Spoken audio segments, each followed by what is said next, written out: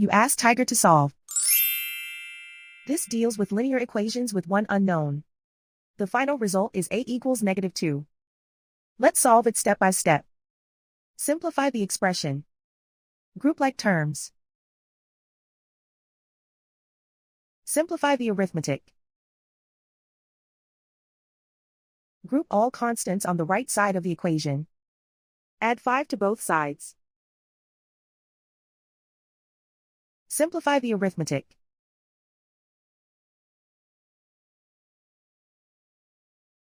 Isolate the a. Divide both sides by -6. Cancel out the negatives. Simplify the fraction.